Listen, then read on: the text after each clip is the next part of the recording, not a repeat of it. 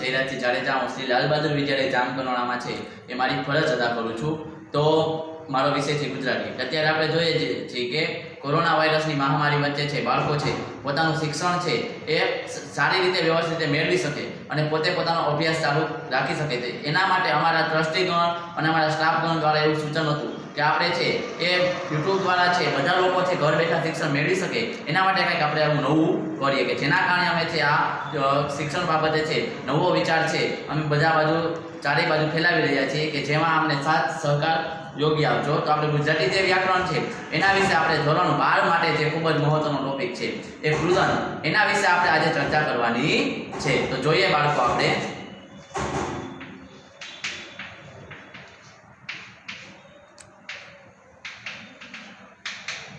તો કૃદંત વિશે આપણે છે આજે ચર્ચા કરવાની છે। જે 12મા માટે છે એ ખૂબ જ મહત્વનો છે એ વ્યાકરણનો ટોપિક છે। તમને બોર્ડમાં છે એ ખૂબ જ મહત્વલક્ષી અને ખૂબ જ ઉપયોગી લક્ષી એવો વ્યાકરણનો ટોપિક છે।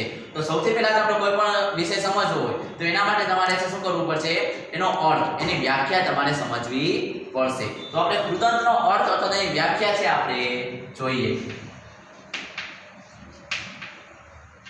તો કૃદંત એટલે શું? તો કે કૃદંત એટલે કે વાક્યમાં ક્રિયાપદની જેમ કાર્ય કરે છે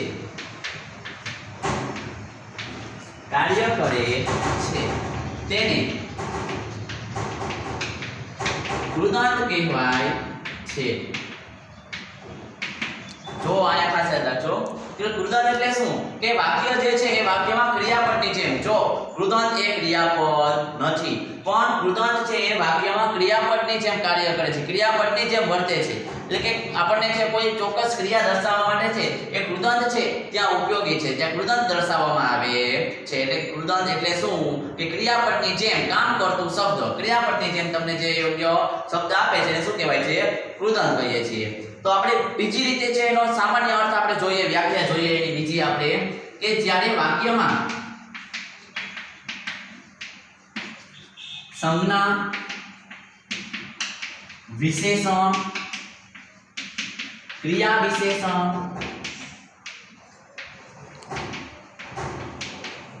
સર્વનામ વગેરે ક્રિયાપદ મારફતે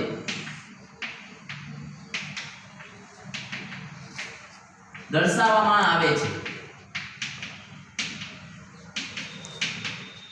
તેને પણ કૃદંત કહેવાય છે।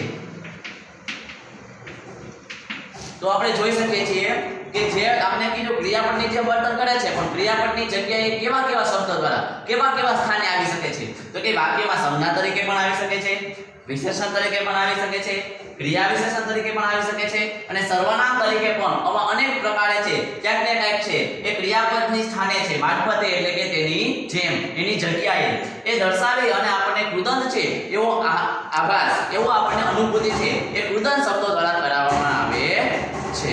તો કૃદંત માટે છે એ ટૂંકમાં આપણે છે શાબ્દિક અર્થ કેવો હોય કે ટૂંકમાં એનો શાબ્દિક અર્થ કેવો હોય તો શું થાય કે કૃદંત એટલે ક્રિયાપદની જેમ જે વર્તે છે તેવું કૃદંત એટલે ક્રિયાપદની જેમ વર્તે છે તેવું। તો મિત્રો આપણે કૃદંત જે છે એ કૃદંતના પ્રકાર વિશે ચર્ચા કરશું જે કૃદંતના પ્રકારો છે તેના વિશે।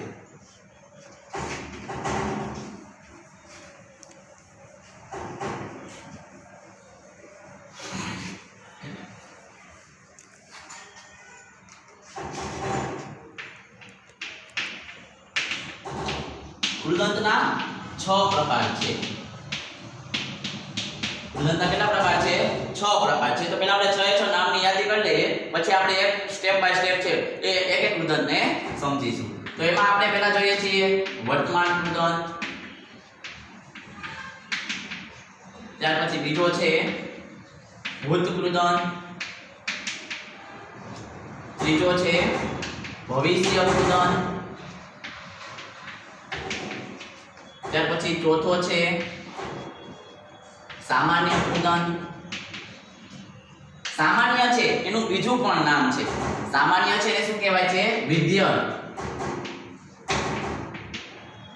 તો જો મિત્રો અહીંયા તમે જોયું કે સામાન્ય અને વિધ્યન એ બંને સમાનાર્થી શબ્દ છે, બંને એક સરખું છે. તો જ્યારે એક સમાન શબ્દ હોય એને તમારે દર્શાવવો હોય તો એના માટે તમે આ ચિહ્નનો ઉપયોગ કરશો. તો આ ચિહ્ન છે ને શું કહેવાય છે? ખાસ યાદ રાખજો, આ તમને છે જીપીએસસી યુપીએસસી ની એક્ઝામમાં પણ આ ચિહ્નની નિશાની વિશે પૂછે છે. તો આ જે ચિહ્ન આપણે કહીએ છીએ તો આને શું કહેવાય છે? તિર્યક રેખા કહેવાય છે. શું કહેવાય છે? તિર્યક રેખા. એટલે કે કોઈ પણ સમાનાર્થી શબ્દ છે, એક સરખો શબ્દ છે, તમારે એને દર્શાવવો છે તો ત્યારે તમે આ રીતે છે એ તમે એને દર્શાવી શકો છો. તો સામાન્ય અથવા એને શું કહેવાય છે? વિધ્યન કૃદંત કહેવાય છે. પાંચમું તમને આપણે જોઈએ છીએ તો છે હેતવર્ગ કૃદંત છે અને છેલ્લું આપણે જોઈએ કે સંબંધક કૃદંત.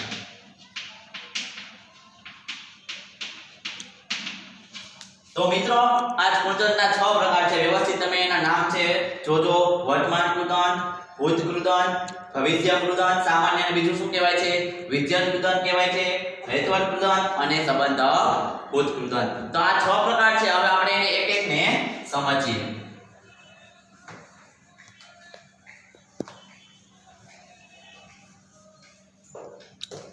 તો પહેલો કૃદંત છે આપણે વર્તમાન કૃદંત.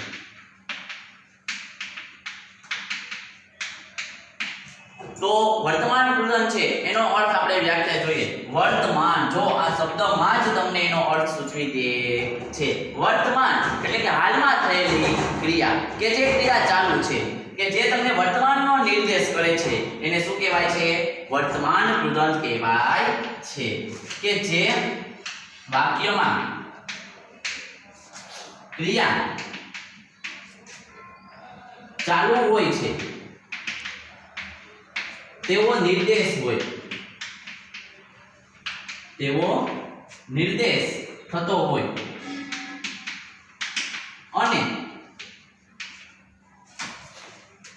જેમાં વર્તમાન કાળનો નિર્દેશ થતો હોય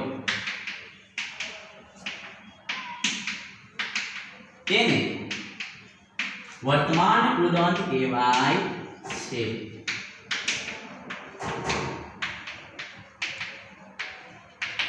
જો કે વર્તમાન કૃદંત એટલે શું? કે જે વાક્યમાં ક્રિયા ચાલુ હોય છે, એટલે કે ક્રિયા છે જે થઈ રહી છે એના વિશે વાત કરે છે. એ ઉપરાંત નિર્દેશ એટલે એનો તમને નિરૂપણ કરવું, એમાં દર્શાવવું. નિર્દેશ એટલે શું થાય? દર્શાવવું. ખાસ યાદ રાખજો.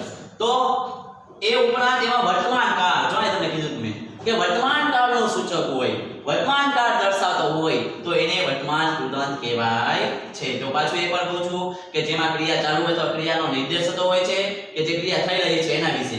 એ ઉપરાંત જેમાં વર્તમાન કાળ સૂચક શબ્દ હોય છે, વર્તમાન કાળ દર્શાવતો હોય છે, નિર્દેશ એટલે દર્શાવતો, એને વર્તમાન કૃદંત કહેવાય છે. તો આપણે વર્તમાન કાળ વિશે, એના કૃદંત વિશે વાત કરી. તો વર્તમાન કૃદંત છે, હવે એના કોઈ પણ કૃદંત હોય ને તો કૃદંતને ઓળખવા માટે તમારે એના પ્રત્યય તરફ જવું પડશે. શું? પ્રત્યય. તો પ્રત્યય એટલે શું? એની સામાન્ય તમને થોડીક વાત કરી દઉં કે પ્રત્યય છે એ શું છે? કે જે શબ્દ છે એ શબ્દની પાછળ અથવા તો પહેલા પ્રત્યય બે બાજુ આવી શકે. પૂર્વ પ્રત્યય અને પર પ્રત્યય. કેવો છે?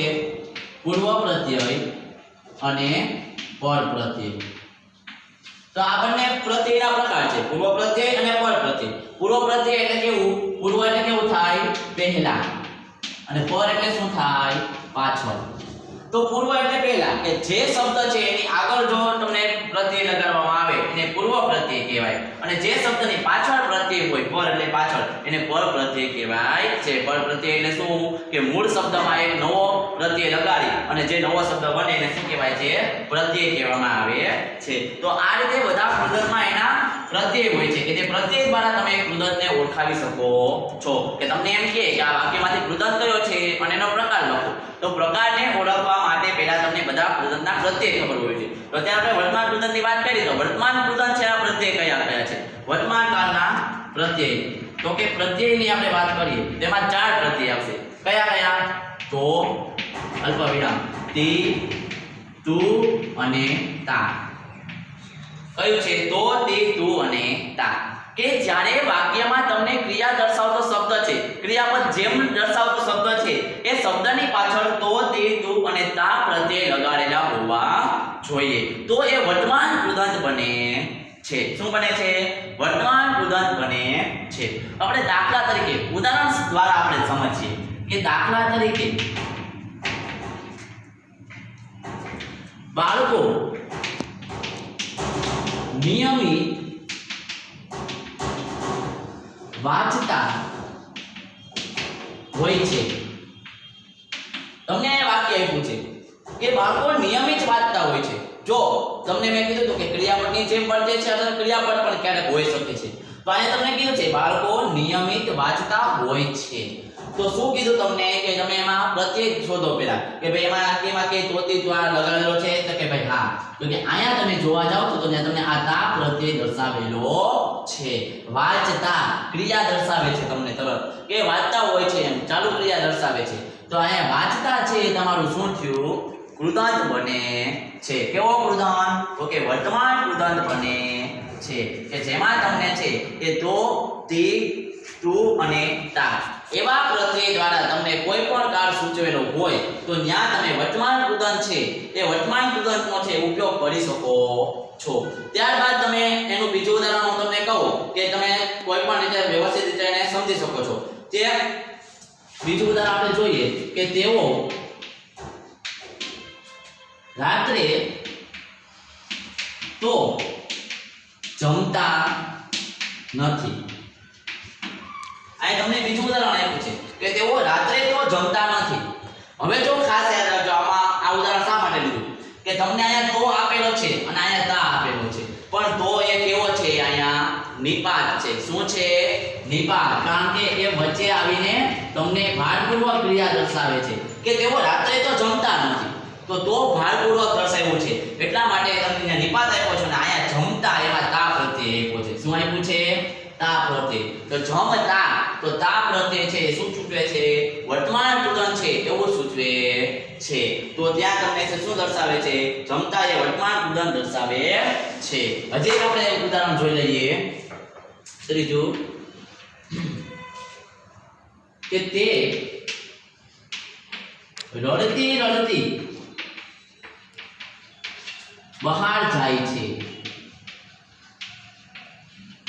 શું કીધું કે તે રડતી રડતી બહાર જાય છે હવે જો આ ખાસ સમજવા જેવું છે તમને શું કીધું હતું કે ક્રિયાપદ તરીકે પણ આવે છે અને ક્રિયાપદની જેમ પણ વર્તે છે કે તે રડતી રડતી બહાર જાય છે તો અહીંયા બહાર જાય છે શું છે તમારી ક્રિયા છે ક્રિયાપદ છે કે ક્રિયા છે એ બહાર જાય છે પણ કઈ રીતે તો કે રડતી રડતી શું આવ્યો પ્રશ્ન પૂછ્યો મેં કઈ રીતે તો ત્યાં તમને શું બતાવ્યું એને વિશેષણ બતાવ્યું શું બતાવ્યું ક્રિયા વિશેષણ કે રડતી રડતી બહાર જાય છે તો આ રડતી રડતી છે તમારો શું થયો વર્તમાન કૃદંત બને છે તો આ રીતે વર્તમાન કૃદંત એટલે શું કે જેમાં ક્રિયા ચાલુ હોય છે એ ઉપરાંત એમાં તમને વર્તમાન કાળનો નિર્દેશ થતો હોય છે અને એમાં તો તી તું અને તા ખાસ યાદ રાખજો આ વર્તમાન કાળના પ્રત્યય તો તી તું અને તા કે જેના થકી તમે છે એ વાક્યમાંથી કૃદંત વધે અને એનો પ્રકાર છે એ જણાવી શકો છો તો ત્યારબાદનો જે વર્તમાન કૃદંત આપણે જોયો એના પછીનો બીજો પ્રકાર જે છે કયો ભૂત કૃદંત એના વિશે આપણે હવે માહિતી મેળવીએ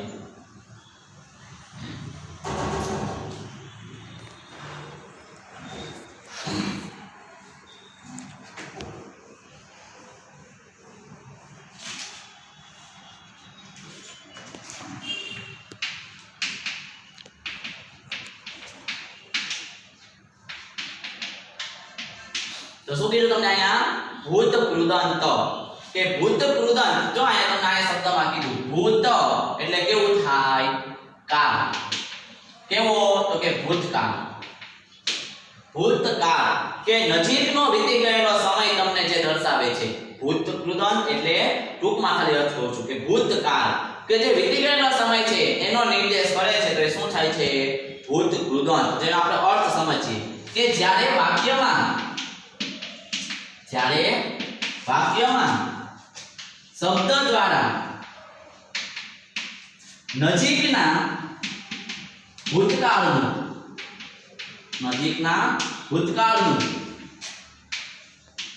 સૂચન થતું હોય અને ભૂતકાળ દર્શાવવામાં આવે છે તેને ભૂતકૃદંત કહેવાય છે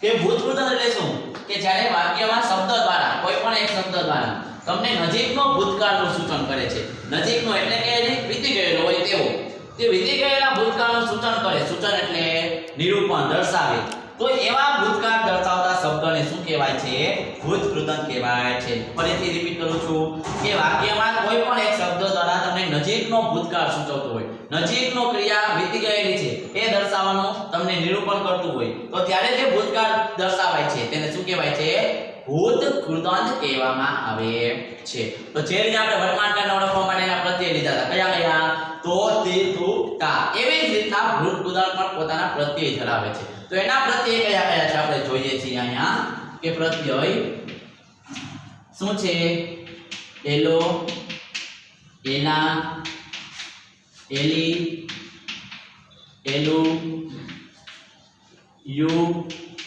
ઈ અને યો તો આ બધા શું છે એના પ્રત્યય છે તો ખાસ યાદ રાખજો ભૂતકૃદંતમાં કયા પ્રત્યય દ્વારા તમને ભૂતકાળ સૂચવે છે કે એલો એલા એલી એલુ યુ ઈ અને યો કે આવા જે શબ્દની પાછળ પ્રત્યય લઈ જાવ ક્યાં શબ્દની પાછળ ખાસ યાદ રાખજો શબ્દની પાછળ આવા પ્રત્યય દર્શાવેલા હોય કયા એલો એલા એલી એલુ યુ ઈ અને યો આવા પ્રત્યય જ્યારે શબ્દની પાછળ તમને લાગ્યા હોય તો એને શું કહેવાય છે ભૂતકૃદંત કહેવામાં આવે છે તો આપણે હવે છે એને ઉદાહરણ સહિત દાખલા તરીકે સમજીએ અમે વાંચેલા પુસ્તકો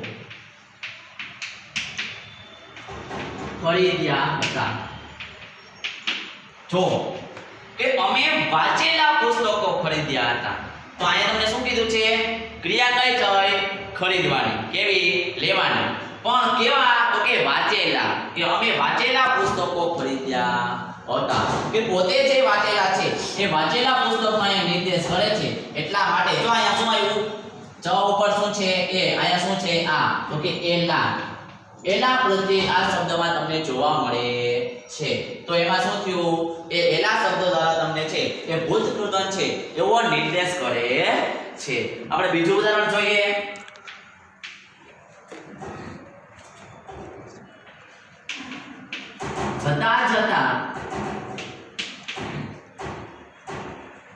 જતા જતા આવેલું સ્થાન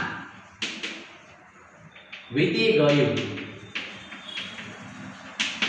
જો કે જતા જતા આવેલું સ્થાન વીતી ગયું તો મેં તમને કહું છું કે એક વાક્યમાં એક કરતા વધારે પણ કૃદંત રહેલા હોય છે એક જ વાક્યમાં એક કરતા વધારે કૃદંતનો સમાવેશ હોય છે તો એવું મેં તમને ઉદાહરણ દીધું છે કે જતા જતા આવેલું સ્થાન વીતી ગયું તો અહીંયા શું પહેલા તમને કીધું જતા જતા તો તા છે કેનો પ્રત્યય હતો વર્તમાન કૃદંતનો હતો હવે અહીંયા શું કીધું આવેલું તો અહીંયા શું આવ્યું એલું પ્રત્યય આવ્યું કેવો આવ્યો એલું પ્રત્યય દર્શાવવામાં આવ્યો છે કે જતા જતા આવેલું સ્થાન છે વીતી ગયું એટલે કે વયું ગયું પસાર થઈ ગયું તો અહીંયા તમને આવેલું એ શું સૂચવે છે ભૂતકૃદંત અને જતા જતા શું સૂચવે છે વર્તમાન કૃદંત એટલે એક જ વાક્યમાં બે કૃદંતનો પણ સમાવેશ થઈ શકે છે તો આ ભૂતકૃદંત વિશે આપણે અહીંયા વાત કરી હતી હવે એના પછી આપણે આગળનો જે કૃદંત છે એ કૃદંત વિશે ચર્ચા કરીશું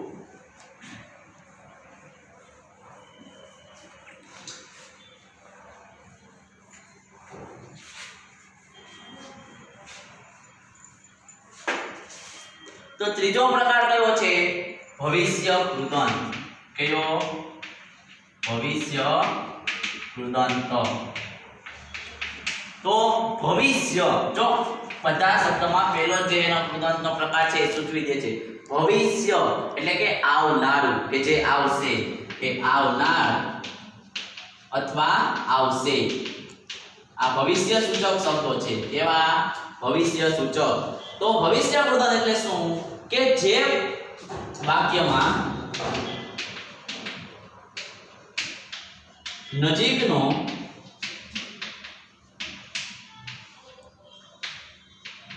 ભવિષ્ય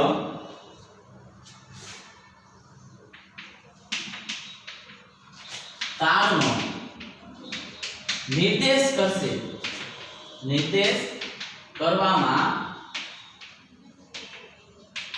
આવ્યો હોય તેને ભવિષ્ય વૃદન કહેવાય છે.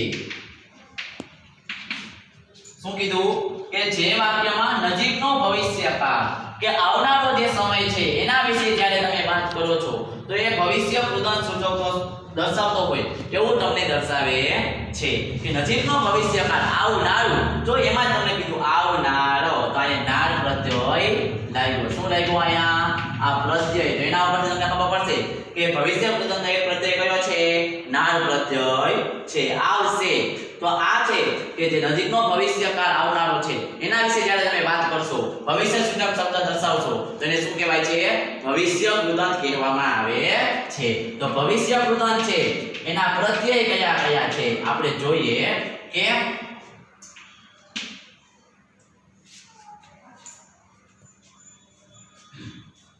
વાને, વાના, વાનું, નાર, નારી અને નારું. તો આ ભવિષ્યકાળના સૂચક શબ્દો છે તે પ્રત્યયો છે. વાને, વાના, વાનું, નાર, નારી અને નારું. ખાસ યાદ રાખજો જે આ પ્રત્યય છે ને વાને, વાને, વાનું એ આપણે હમણાં આના પછી ચોથો પાંચમો પ્રકાર જે હેતવર્ષ વૃદન છે એમાં આ પ્રત્યય આવે છે, પણ બંનેનો ત્યાં અર્થ અલગ અલગ થાય છે. આમાં ફક્ત ને ફક્ત વાને, વાના ને વાનું દ્વારા ભવિષ્ય સૂચવતો હોવો જોઈએ. શું? ભવિષ્યની ક્રિયા સૂચવતું હોવું જોઈએ. અને બીજું કીધું નાર, નારી અને નારું. કે આ વાને, વાના, વાનું, નાર, નારી ને નારું એ શું છે? ભવિષ્ય વૃદનના પ્રત્યય ભવિષ્ય સૂચક શબ્દો દર્શાવેલા છે. કે જ્યારે તમે વાક્યમાં કોઈ પણ ક્રિયાપદ અથવા ક્રિયાપદ સૂચકતા શબ્દની પાછળ આવા પ્રત્યય દર્શાવેલા જોવા મળે એટલે શું હોય છે? ભવિષ્ય વૃદન દર્શાવતો હોય છે. તો આપણે ઉદાહરણ જોઈએ.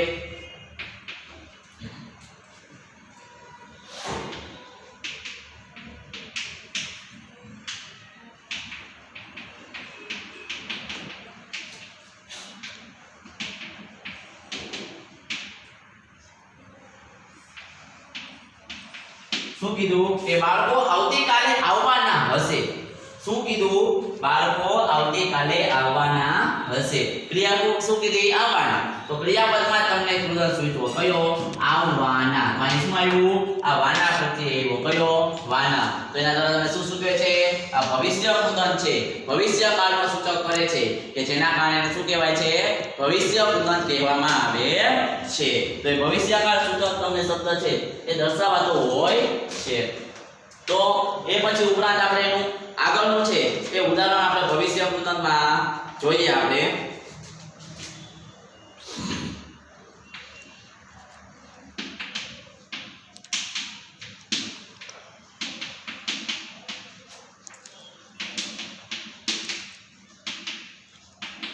કે તમને એવું કીધું કે રાંધનારો માણસ મોડો આવ્યો. ક્રિયા શું થઈ? મોડા આવવાની. ક્રિયા શું થઈ? મોડા આવવાની. પણ કેવો?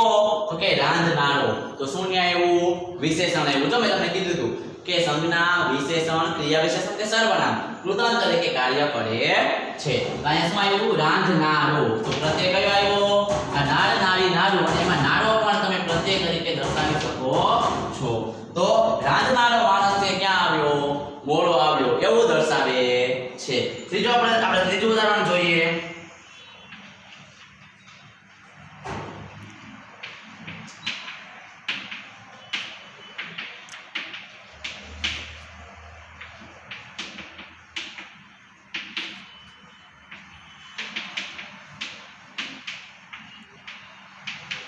કે શું કહે છે કે સભામાં કેટલા વક્તાઓ બોલનારા હશે?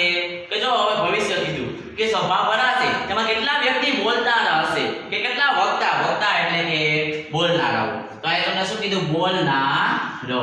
અહીં જો કયો પ્રત્યય આવ્યો? આ રીતે તમને કોઈ પણ વાક્યમાં જે એક શબ્દ દ્વારા કે વાનો વાના વાનું નાર નારી નારું ને નારો એવો પ્રત્યય જેમાં દર્શાવેલો હોય તેને શું કહેવાય છે? ભવિષ્ય કૃદંત કહેવામાં આવે છે. શું કીધું કે જેમાં ભવિષ્યકાળ સૂચવે છે એ ઉપરાંત એમાં વાના વાને વાનું અને નાર નારી નારું નારો એવો પ્રત્યય જ્યારે તમને વાક્યમાં જોવા મળે ત્યારે શું હોય છે? ભવિષ્ય કૃદંત હોય છે. હવે આપણે આગળનો ચોથો પ્રકાર છે એ સમજીએ.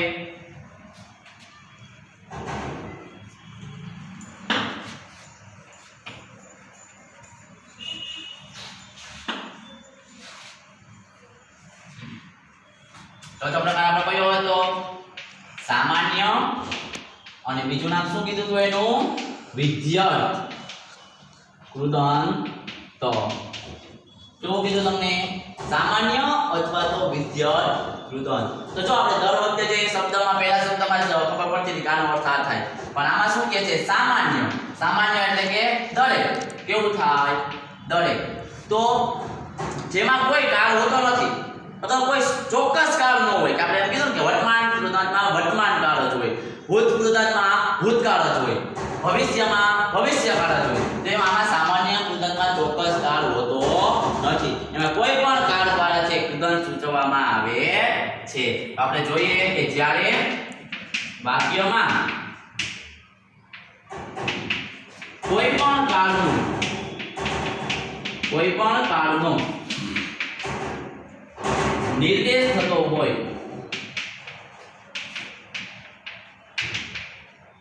અથવા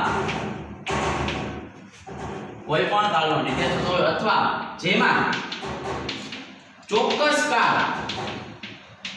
ચોક્કસ કાળનું નિરૂપણ ન હોય તેને સામાન્ય અથવા ઓબ્લિક, આને આપણી ભાષામાં ઓબ્લિક અથવા શું કહેવાય છે? તિર્યક રેખા. કે સામાન્ય અથવા વિધ્યર્થ કૃદંત કહેવાય છે. તો ખાસ યાદ રાખજો કે